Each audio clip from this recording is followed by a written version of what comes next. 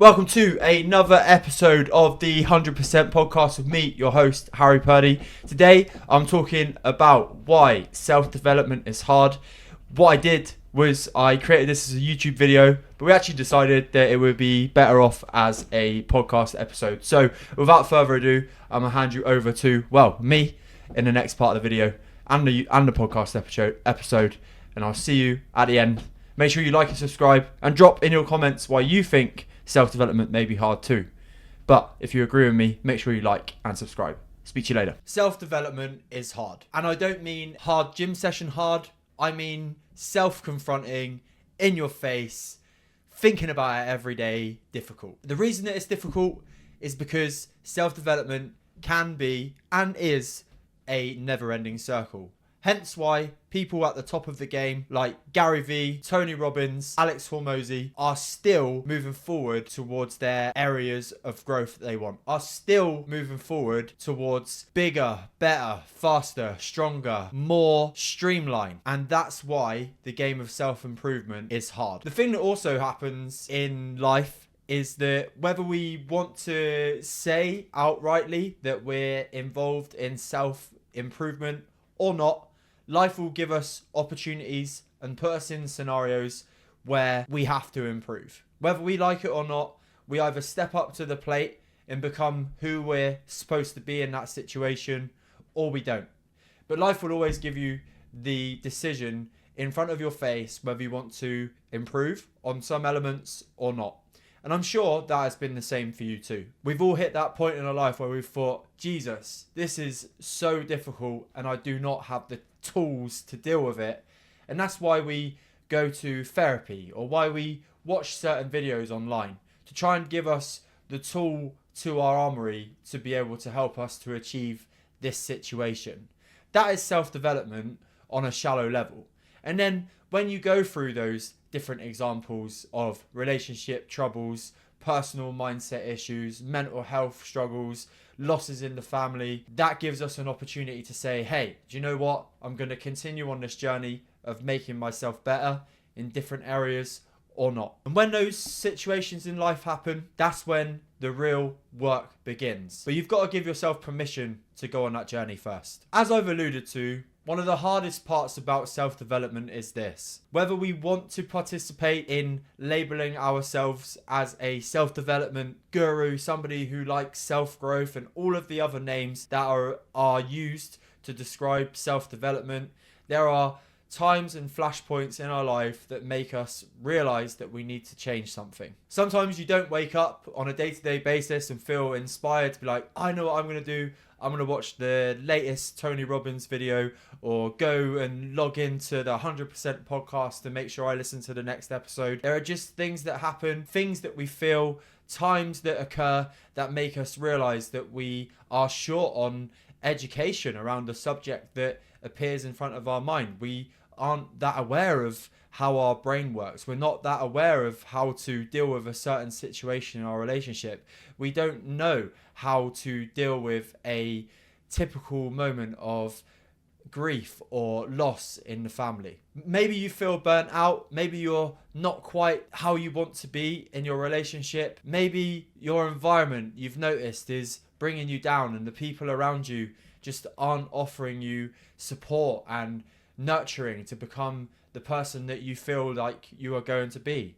Those are all avenues that lead us to feel that self-development might be the thing for us, meaning that there's going to be a difficult journey on the way. There are two types of motivation that lead us to looking into self-development as an option for us. The push motivation is where we come to a situation in life that things are just too difficult, there's too much pain going on, and it pushes us towards needing to feel growth. Then there's the pull definition of self-development, like wanting to start your own business or create an incredible relationship that pull us towards a desired destination that we want to head towards. The difference between them both is that pushing away from something can be more difficult because there's a sense of resentment in our actions and there's a sense of we're running away from something rather than running towards something. When it comes to pulling towards something, it's more of a reliable motivation, because that pull energy is something that's going to keep us moving towards that desired thing. It's something that necessarily or doesn't necessarily need your motivation to work towards. One of the best bits of advice I ever got given on my journey of self-development and self-improvement was just to take responsibility. Some people can react differently to being told to take responsibility than others. When it comes to taking responsibility, there are so many things that we can take responsibility for. There can be responsibility for emotions, responsibility with self-regulation. There can be responsibility for how we deal with other people. There can be responsibility on how we deal with our physical health, and responsibility on how we feel on a day-to-day basis too. But a lot of people don't like to hear that. When I tell people that taking responsibility is the biggest hack, biggest trick towards changing the way you're feeling, and sometimes that can feel overwhelming, and that's why it's important when it comes to self-development that we don't let it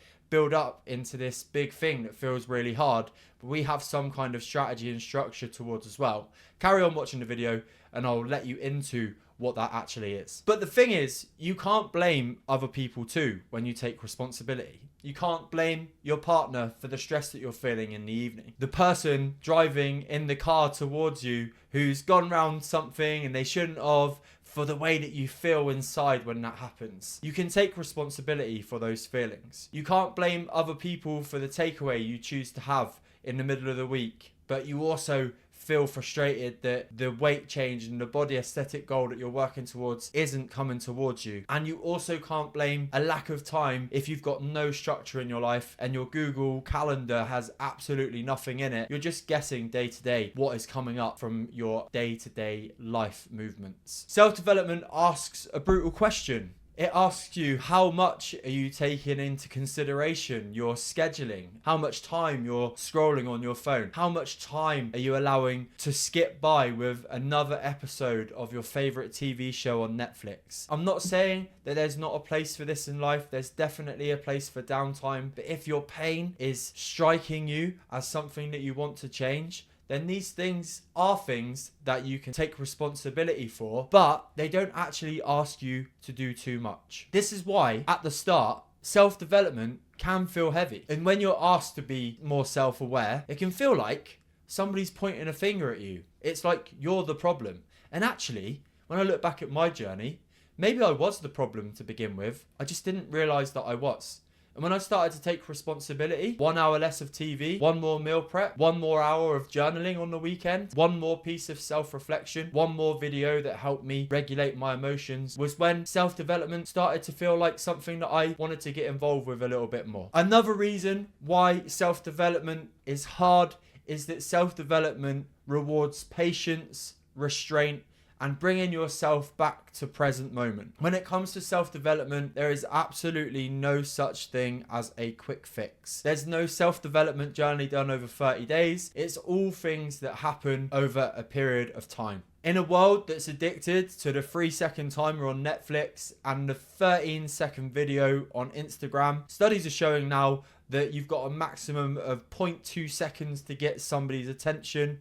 That shows the way of the world right now and shows why self-development can feel a little bit more difficult, because it does take more than 0.2 seconds to feel like you're into the story, and that story is your own. People think that it's easier to buy another plan, to change direction again, and to just give up and start again on Monday, where actually self-development gives you permission to not be perfect. It gives you permission to know that 80% of the time we're putting in the work, and 20% it's okay to watch a Netflix show. It's okay to get caught scrolling on your phone. It's okay to have a bar of chocolate. What's really important about self-development, but also what makes it hard, is that actually there's no room for moving fast and feeling like you need to nail absolutely everything. In fact, in some ways, it's the opposite to my brand, right? 100%. We're not about quick fixes here. We're not about the latest hacks. We're about self-sustained growth that enable you to become a better person who has more self-trust, who has more self-esteem, who has better fitness, who has a better mindset in the long way,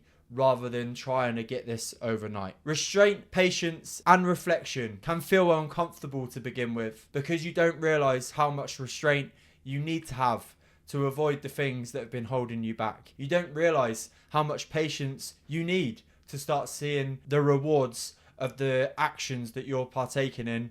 And reflection can feel mega uncomfortable because sometimes we don't like to admit the things that are holding us back, like gaming, like Netflix, like TikTok. We don't like to look at the amount of screen time we have on a day-to-day or week-by-week basis because data sometimes means the truth. And we want data rather than drama, because if we're like, oh, it's okay, it's only a little bit, then that can delay our growth. That can delay our gratification in the circumstance that we're looking for. That can delay the realization that actually the work that we're putting in is working.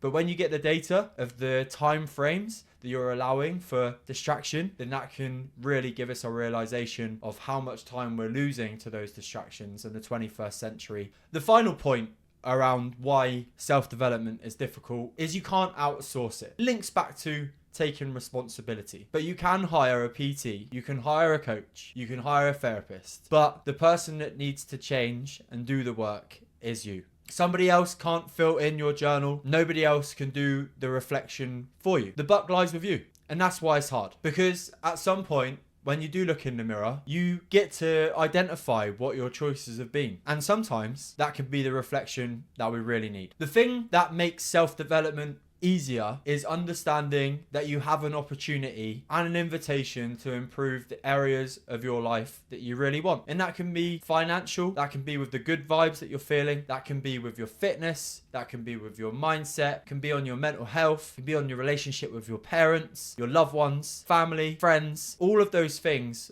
are areas in which you can participate in for self-development. And in my opinion, and what my 100% philosophy is about, is when you give yourself permission to work on every one of those at once, self-development can become that little bit easier. If you're focusing solely on just improving your mental health, just improving your mindset, and just improving your physical health, those goals can become really difficult to follow up on because they become monotonous. You build resentment and then you're back to square one. And what's really important when it comes to self-development is that we don't make it this really serious, hard thing. We make it about achievements. We make it about trying new things. We make it about nurturing the relationships with the people that we really love. And that's what really builds 100%. The questions that self-development asks is, who are you when no one's watching? What do you really do when motivation disappears? And really, can you trust yourself? Because self-development builds our trust bank. It allows you to put trust back into an area where you may have lost it before. This isn't about building a perfect version of you, because that's not what self-development is about. Self-development is about giving yourself a permission to really think about what your life is like in the future. Who have you impacted? Who have you made feel better? How are you looking? How are you feeling yourself? What have you learned?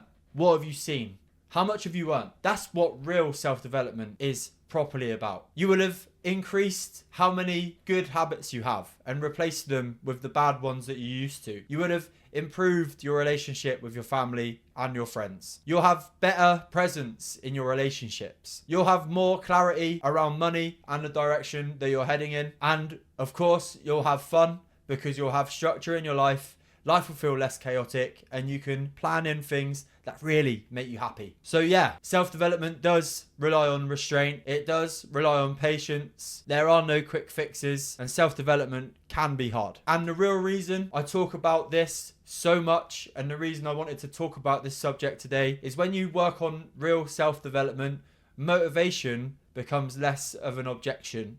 It's something that turns up for you all the time. When you take part in real 100% self-development, motivation is a byproduct because you're working on a dream version of your life, your body, your brain, your family that you really want. And to be honest with you, that changes everything. If you've enjoyed today's video, please drop a like and subscribe. It really does go a long, long way to helping the channel. And if you have found one part of this video really helpful, you agree or even disagree with what I'm saying, please let me know in the comments. I'd love to know your thoughts. I'll see you here with a new video very, very soon.